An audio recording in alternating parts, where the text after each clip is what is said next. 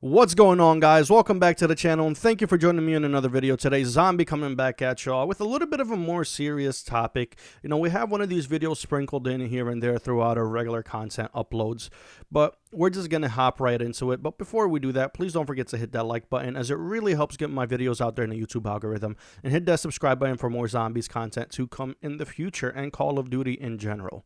Now, very shortly here, we have Black Ops 1 and Black Ops 2 being ported over to the PlayStation 5, and a lot of people are in the middle. Now, typically when a new game comes out or an old game is coming back, people are very excited, as Black Ops 2 and Black Ops 1 are one of the greatest Call of Duties that we've ever had the pleasure of playing.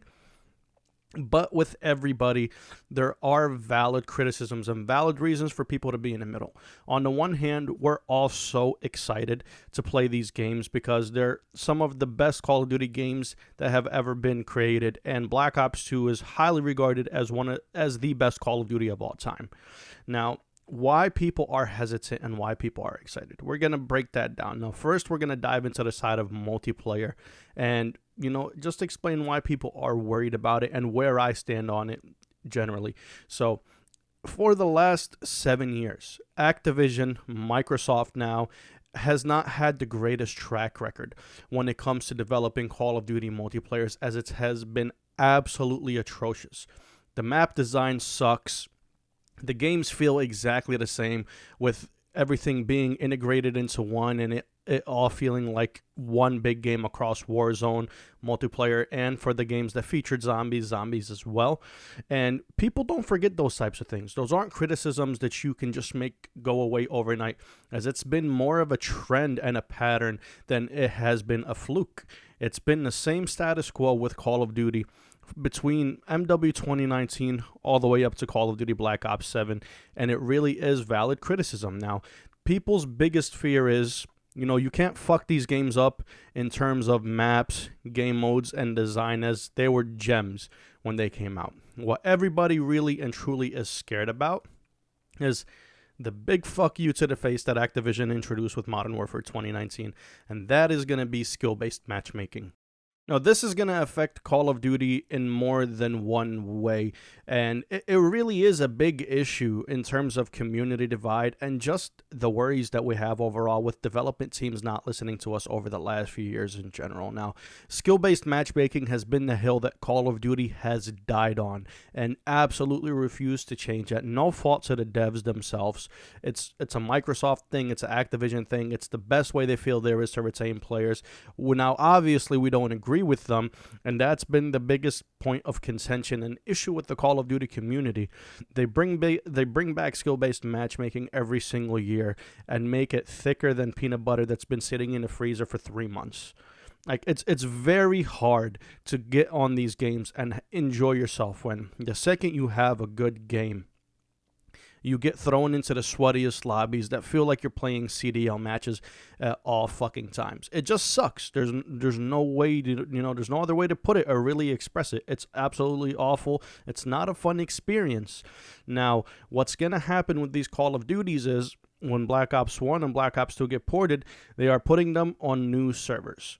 That's the part which really worries me. Now, obviously, it's better than playing on those old servers which have been hacked to hell, which is a whole other issue we're going to talk about in a second over here. And we're getting refreshed lobbies. This way, we're playing them on updated servers, so we don't have to worry about running into those older issues that we used to worry about back in the day after the game's life cycle was over. But with modern matchmaking and the way it is, people are terrified. Because what happens when you get those games on release day in July? You jump into a lobby, have one good game to where you fry everyone and everything, and then you get thrown into a lobby so sweaty you're barely able to put up 15 to 20 kills. And that's the reality of Call of Duty today. That's what we don't want to see happen, or we don't want to see follow suit with Black Ops 2 and Black Ops 1 once they come back to PlayStation 5. And it's a valid worry. It's been a pattern with Activision over these last 7 years to where they refuse to take skill-based matchmaking out because the games do piss poor when they don't include those because of the poor game design and mechanics that they've introduced other than 2019. I feel like Modern Warfare 2019, outside of movement and map design, was Not as bad as people like to make it out to be. I thoroughly enjoyed that game, but other than that being said, that's really a valid criticism. The second part of this multiplayer issue that people are really worried about is modern day anti-cheats. Now, it's no secret that Ricochet anti-cheat is probably not probably the worst anti-cheat an FPS game has had in recent history. It sucks. It does not keep hackers out of your lobbies whatsoever, and it does not help you in avoiding them in any way at all. It bans innocent players who are, get spam reported, the players that get spam reported, and that anti-cheat takes it, and generally it's ran through AI, and there's no second question to it, to where people are getting either permanently banned or shadow banned because they're getting reported for hacking, while the hackers remain in the lobbies, and we have no say in it or whatsoever. There has been no change, not at all. Every time they come out with a new update for this anti-cheat, they say we fixed it, we've banned 200,000 cheaters, we've shut down 500,000 servers that have hackers and people that are selling cheats. Yet we see the issue persist on an update basis. Every single update, hackers seem to go away for 2 to 3 days, and the second they figure out the code that they're using to keep them out of the game, they're right back and they ramp it up even more.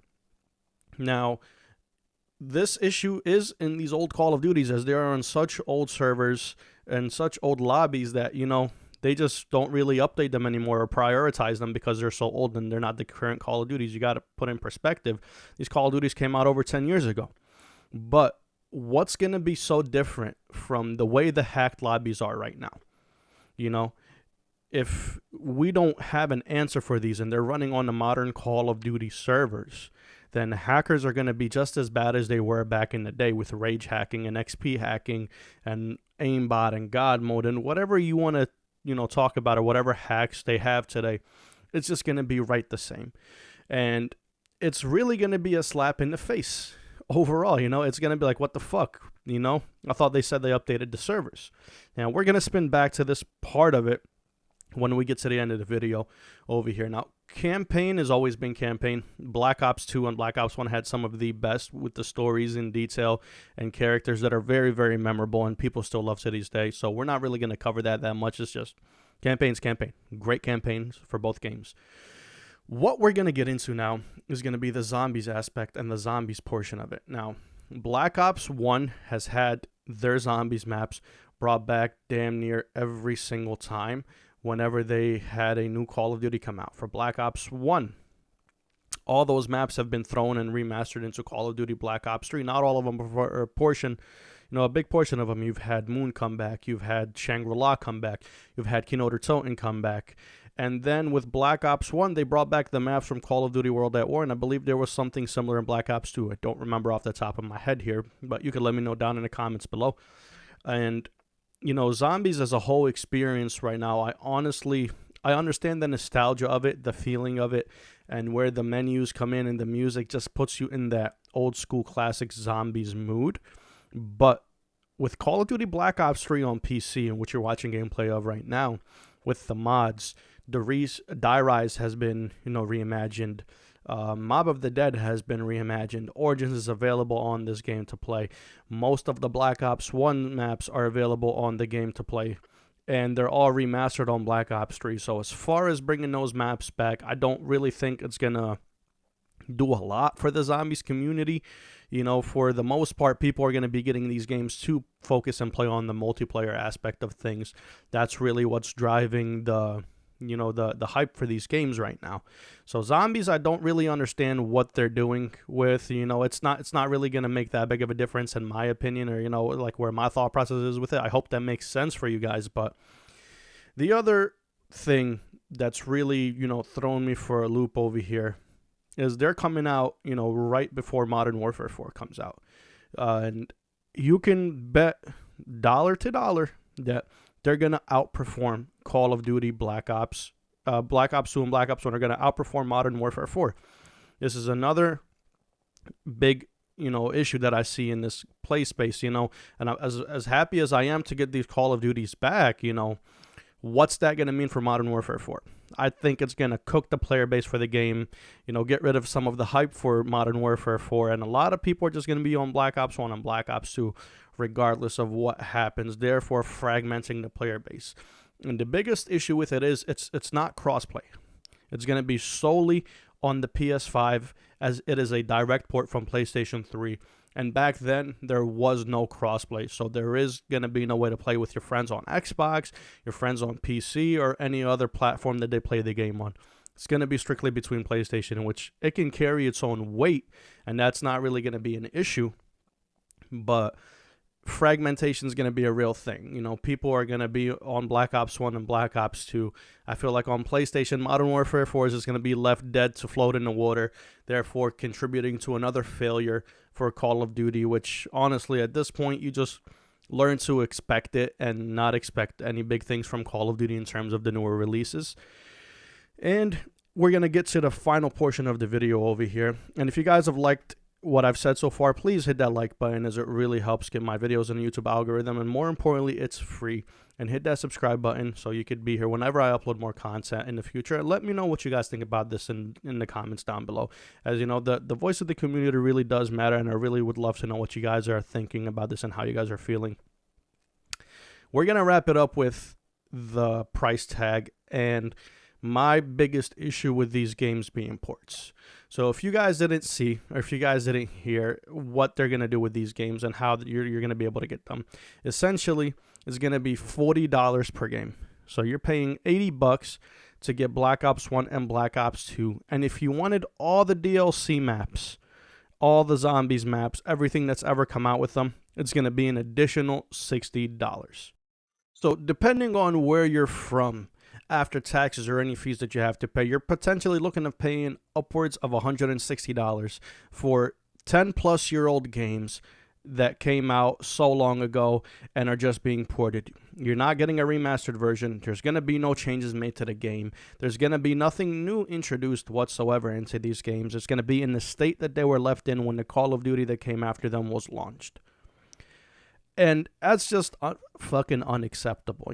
If I'm paying this much for a Call of Duty game that came out over 10 years ago, I'd expect a remaster. If you look at what they did with Modern Warfare, remastered the OG Call of Duty 4 when Infinite Warfare came out, the bundle was $100. Essentially, you were paying $60 for Infinite Warfare and $40 for MW4, or, Modern Warfare, the original, COD 4. Now, why am I paying $40 per game for the same game that hasn't been changed, that came out over 10 years ago, when I paid $40 not that long ago for a remastered Call of Duty that came out a few years before those? Not that big of a time jump between when those games came out.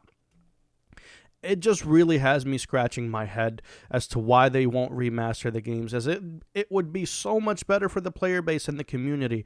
Crossplay would be an available feature for everybody to take part of. Upgraded graphics, smoother games, the games being able to run on more updated engines and servers to have smoother and better experiences in these beloved games that we used to play back in the day. It just, I don't understand the fucking thought process behind this or what they're really going for when they're doing this. All I know is that it's a big-ass money grab because they expected Call of Duty Black Ops 7 to perform way, way better than it did. And, they expected it to carry basically a bunch of the other development teams and studios at Microsoft for other games because everything was doing so piss-poor bad at the time. And that's going to wrap the video up, guys. Please let me know what you thought down in the comments below, where you guys stand on it and how you're feeling about Call of Duty Black Ops 1 and Black Ops 2 being ported over to the PS5. And hit that like button for more content to come in the future, as it'll really help get my content out there in the YouTube algorithm and get notoriety to my channel. Hit that subscribe button for more to come. Zombie out. Peace.